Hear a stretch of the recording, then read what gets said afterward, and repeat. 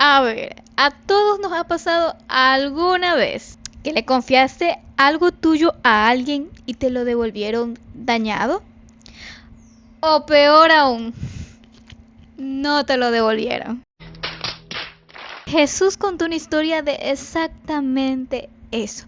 Pero esto no era solo una historia de injusticia, sino también era un espejo. Y ya vamos a averiguar el porqué.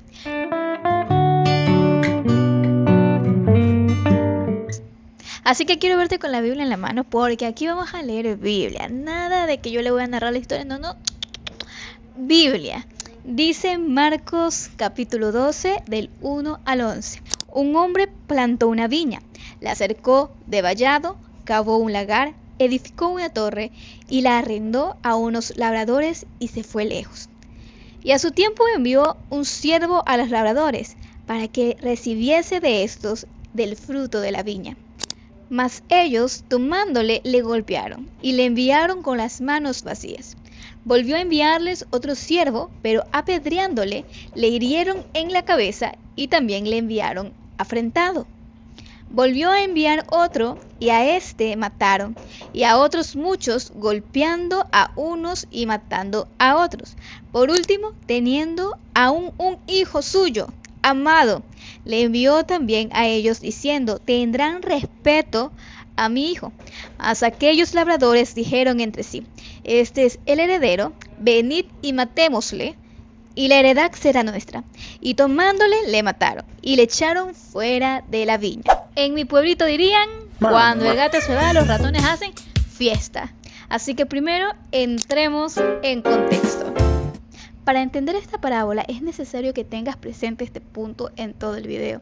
Para el siglo I y los judíos, la viña no representaba tan solo algo referente a la agricultura. La viña era un símbolo nacional.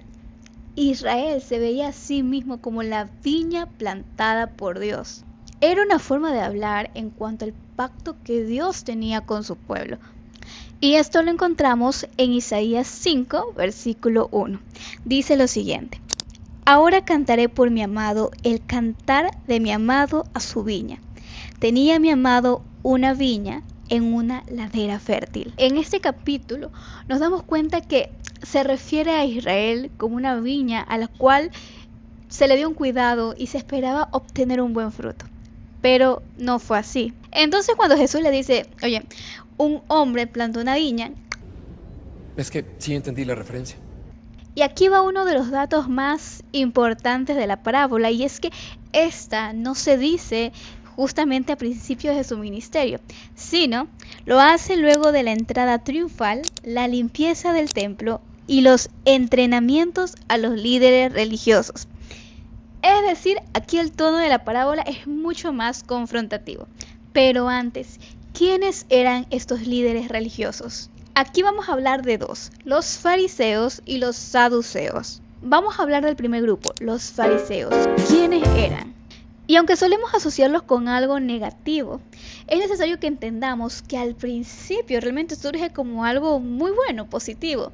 Y es que después del exilio y durante la influencia griega, llamada como helenismo, los judíos temen perder su identidad y a la vez temen volver a caer nuevamente en idolatría. Entonces los fariseos son un grupo que nace de un fuerte compromiso de mantener la ley de Dios, la pureza religiosa, la obediencia cotidiana y la separación del pecado. Querían evitar que Israel cometiera los mismos errores que los llevaron al exilio. Y comenzaron a crear reglas en las reglas. Y aquí les voy a poner un ejemplo práctico. Los mandamientos dicen: tienes que guardar el día de reposo. Entonces, ¿cuál era el problema? Ellos comenzaron a preguntarse: ¿cuántos pasos podían caminar? ¿Qué peso se podía cargar en el día de reposo? ¿Qué trabajo exacto estaba permitido en el día de reposo?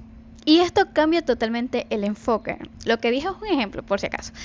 Pero ellos cambiaron el enfoque de cómo honrar a Dios. Ahora, ¿a qué reglas debo seguir para honrar a Dios? Por eso Jesús les dijo: ¡ay de vosotros, escribas y fariseos hipócritas! Porque diezmáis la menta y el eneldo y el comino, y dejáis lo más importante de la ley, la justicia, la misericordia y la fe. Es decir, ellos se enfocaban, se afanaban en cumplir las normas, las reglas, pero en ese proceso se olvidaban también la misericordia. Y esto se los voy a contar de una mejor manera con la parábola del hijo pródigo, que todavía no va a ser la siguiente. Pero ahora vamos a hablar del siguiente grupo, los saduceos. Los saduceos eran en cambio la crema innata, ellos eran la aristocracia sacerdotal. Su poder estaba estrechamente ligado con el templo de Jerusalén y a diferencia de los fariseos, ellos colaboraban con el gobierno romano. Ellos no creían en la resurrección ni tampoco en los ángeles, a diferencia de los fariseos. Cuando el templo fue destruido en el año 70 después de Cristo, los saduceos pierden su principal fuente de poder. Por consecuencia, ellos desaparecen de la historia. Ahora sí, con toda esta información, regresemos a la parábola. Los judíos habían comprendido que cuando él estaba hablando de los siervos que había enviado a la viña, eran y se trataba de los profetas. Por ejemplo, Jeremías fue perseguido, Isaías fue rechazado, Zacarías fue asesinado y así muchos profetas. Pero la historia toma un giro de 180 grados y cambia por completo. Luego de los siervos, el dueño de la viña decide enviar al hijo. Y yo sé que aquí se puso exquisita la enseñanza, pero necesitamos entender por qué el templo era importante. ¿Por qué era tan ofensivo para los líderes religiosos?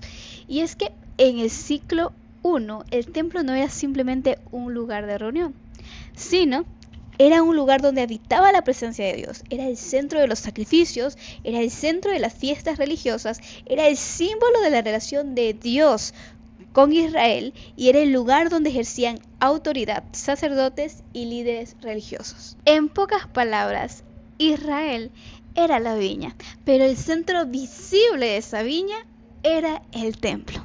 Por consecuencia, todo en la viña le pertenece al dueño. He aquí el problema. Los labradores comenzaron a actuar como si la viña fuera de ellos. Pero la historia nos cuenta que aquí entra un personaje y es el hijo. Jesús se introduce con una figura totalmente distinta. Los siervos eran los profetas, pero Jesús no se presenta como un profeta más. El hijo ocupa una posición única, una posición de dignidad, una posición de autoridad. ¿A quién le pertenece la herencia?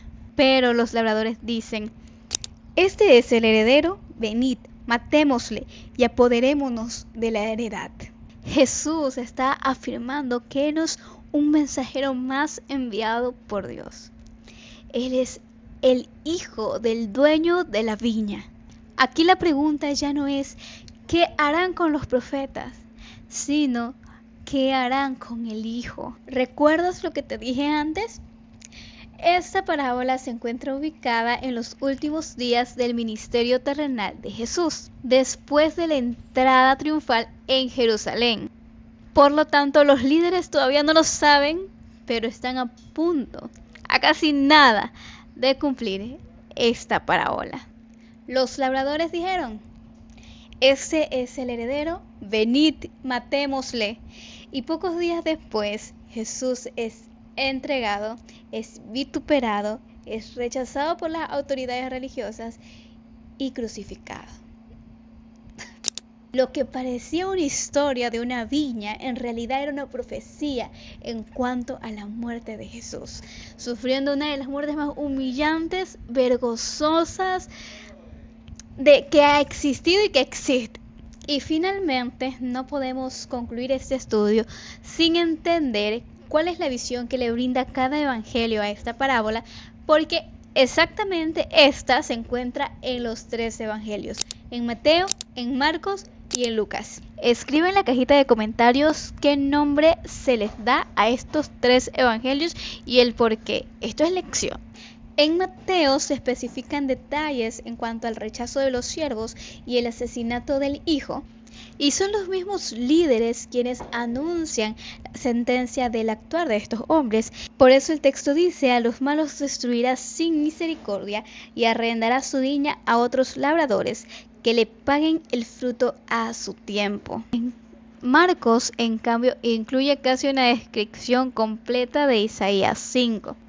Y en Lucas se menciona un detalle que en los otros dos evangelios no se menciona, y es la reacción del pueblo. Cuando ellos oyeron esto, dijeron: Dios nos libre. Si te pones a pensar, realmente la idea resulta impensable. ¿Cómo ellos, siendo la viña, cómo ellos, siendo el pueblo escogido, perderían sus privilegios? Entonces Jesús cita el Salmo 118. La piedra que desecharon los edificadores ha venido a ser cabeza del ángulo. Entonces aquí la pregunta que surge ya no es ¿qué harán con la viña?, sino ¿qué harán con la piedra que Dios ha escogido? Y aquí entra el giro de tuerca. El hijo rechazado y asesinado no es el final de la historia, es el inicio de una nueva historia. La piedra que sobra, la que nadie quería, es la que sostiene el edificio. No sé, quizás ya aquí entra una interpretación un poquito más personal y es, wow, es como Jesús diciéndoles: miren, todo lo que ustedes van a hacer es rechazarme, asesinarme, nada de eso va a destruir el plan, lo que ya está trazado y lo que va a venir. Finalmente la aplicación. Quizás tú te has de preguntar, pero Irma, a ver, yo no estuve en los tiempos de Jesús, yo no lo crucifiqué, yo no lo entregué. Y si bien es cierto, físicamente nosotros no estuvimos ahí, no fuimos de quienes le dijeron: no escojan a Barrabás sino a Jesús.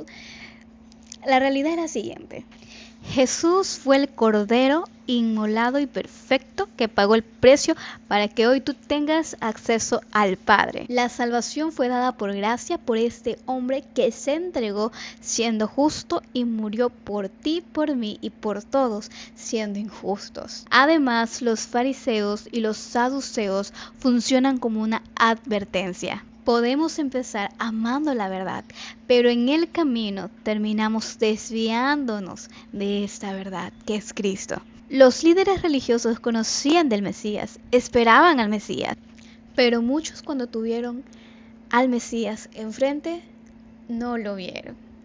Debemos tener cuidado que en nuestro anhelo de hacer para Jesús nos olvidamos de Jesús. En el anhelo de cumplir con la obra terminamos amando más a la obra que al dueño de la obra. O aún peor, terminar creyendo que esto nos pertenece.